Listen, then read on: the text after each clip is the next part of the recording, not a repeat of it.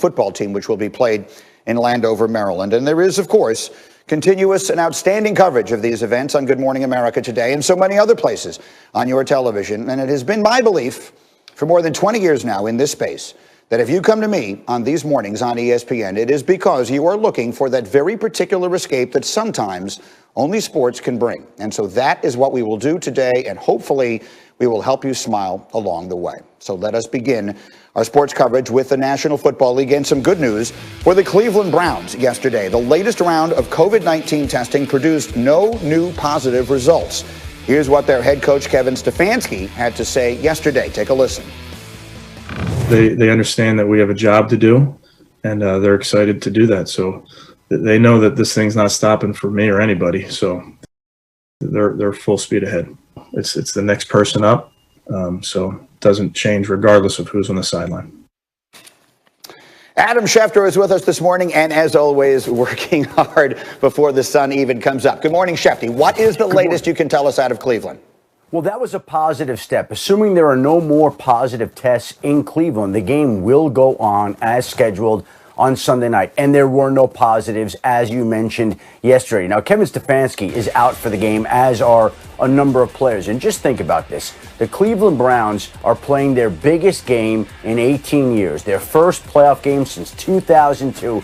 And in that game, remarkably enough, they will be without their head coach. They will be without a couple of assistant coaches. They will be without a handful of players. And they have struggled to contain this virus that goes back to when they played your New York Jets and they lost their entire wide receiver crew before that game, in a game they could not find a way to win. And now you feel bad for a team like this. Number one, you hope that everybody involved is physically okay. But beyond that, this is something that this team, this organization, these individuals have worked for all year throughout their careers. Their longest tenured player is Joel Bitonio. A playoff appearance cannot mean any more than it would to him, and he can't play in the game because he's tested positive and is on the list. Yeah, and I always think of the fans. The fans in that city have waited 18 years for this, and now this is the way their team goes in. But they obviously will not give up. I saw something yesterday, Schefty, I thought was interesting. Your friend and mine, Chris Mortensen, was tweeting about it. The idea that Kevin Stefanski cannot have any communication with the team during the game and all of that. The National Football League, those are rules that are in place for entirely other reasons, but there will be no adjustment in that, right? Stefanski will have no bearing on the game Sunday night. No, he can take part in all the meetings. He can help prep the team. But once the game begins, Kevin Stefanski will have as much involvement in that game as you or I, Greeny. He will be watching his team, the team that he coached, helplessly, presumably in his house in Cleveland.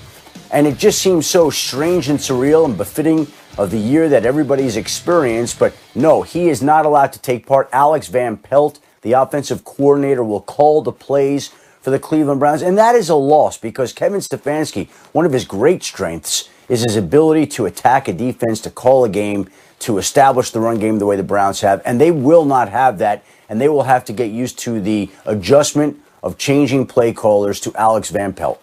No question. And the chemistry that he has with Baker Mayfield, we talked about that at length here yesterday. Now, the team that they play is the Pittsburgh Steelers, and Ben Roethlisberger is one of 6 quarterbacks this postseason that has previously won the Super Bowl. This is the second in a single postseason. You will notice Brady, Rodgers, Big Ben were there both of the years that it happened. Here was Ben with some thoughts yesterday. I think every player should approach this playoff game like it could be their last playoff game ever. I know I am, because nothing's guaranteed in this game or this world. All the old guys. I know you didn't want to use those words, but I'll say it for you. It's cool. I mean, it's fun to be a part of it with them. I'm hoping that it's not one and done. You know, we're going to give everything we have so that I can be the last old man standing, maybe.